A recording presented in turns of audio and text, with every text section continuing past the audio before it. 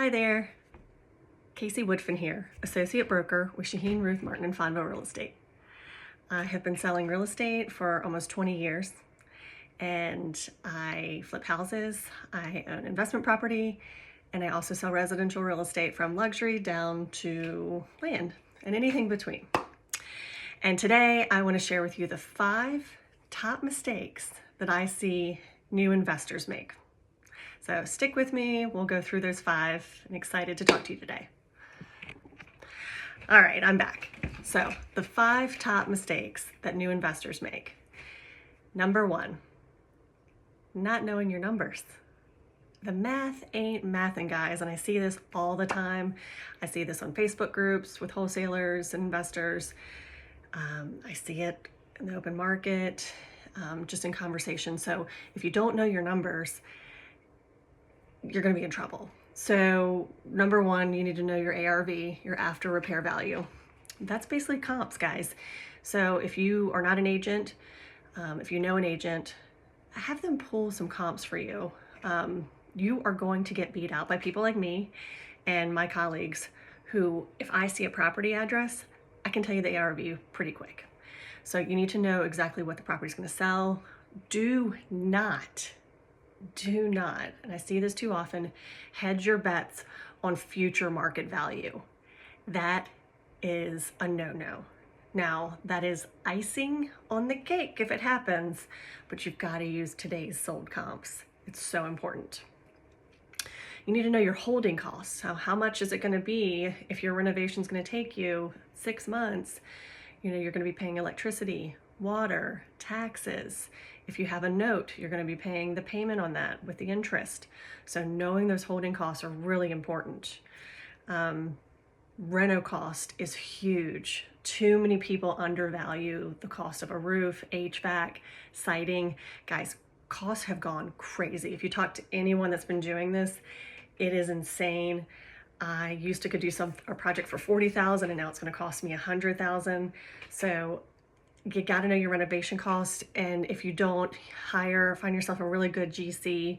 I love mine, but I can kind of know my cost just from the amount of time I've been doing this. So know those costs, know how much it's going to cost you to do that project.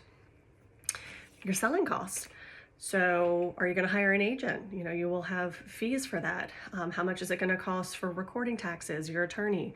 You need to know all of those selling costs so you can calculate that. There are a lot of free Excel spreadsheets online. If you just Google, you know, how to flip or flipping spreadsheets, plug in your numbers. Once you really get that down, I can promise you it'll make it a lot easier to say yes or no to a deal. And by the way, I say no to more deals than I say yes, because the margins are just too skinny today. Number 2, not physically going into the property before you buy it. Now, I know there's people buying property online constantly. I've had clients buy property online from me during COVID. And I'm telling you this from a learning experience. I did buy property without going in it. Big mistake. So especially with these properties that need renovation, you need to go in and look at it. You need to see if there's still a roof, if there's rafters, if there's mold. If they're not letting you in the property, I don't care how many video tours they send you or pictures, do not buy the property. You need to get in it before you buy it. Number 3 mistake that new investors make: buying something that is occupied. Now, everyone has a different risk tolerance, and your plan may be that you want to rent it out. But most likely, if it is currently occupied, meaning someone is renting the property, it is under rented. This market has been insane. Rents are at an all-time high. You're going to be paying a premium anyways for this property. If someone is living in it, it is going to be very difficult to get them out of it from experience. I bought a house in auction. I did not know that I had a squatter. And anyone that has had a squatter knows it is so hard to get rid of them. It took me 2 years, guys. 2 years. 6 times in court. 6. 2 attorneys to get rid of my squatter.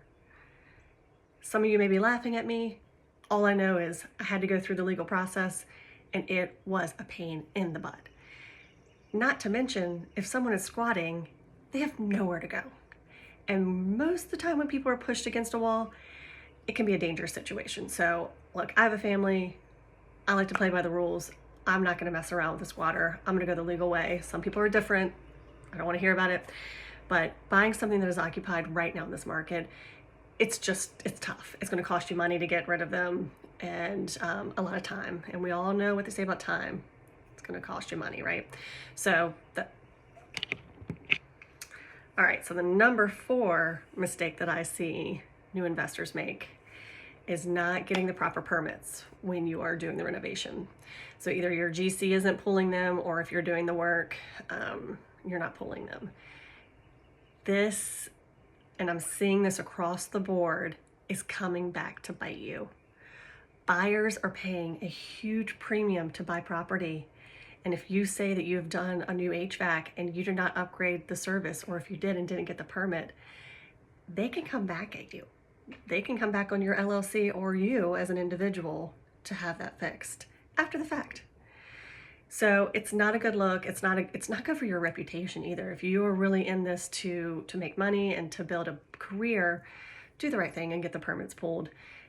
For me, I'm in the Richmond metro area. Richmond, Virginia is, the city is a little longer for permits. I'm kind of avoiding the city right now because they're taking 3 to 6 months, but in the counties, I can walk in and get a permit in a day or a week. So get your permits. All right, number 5 mistakes I see with new investors. Surprise, surprise. Not hiring professionals, not hiring a licensed contractor, not hiring an attorney or a title company that is reputable. Going online and finding a service, I wouldn't do. And then if you're not really comfortable selling the property, not hiring a real estate agent. Look, you're gonna have to pay to play.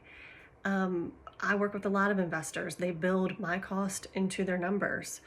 And some folks really are that marginal and they can't hire a real estate professional. That's fine.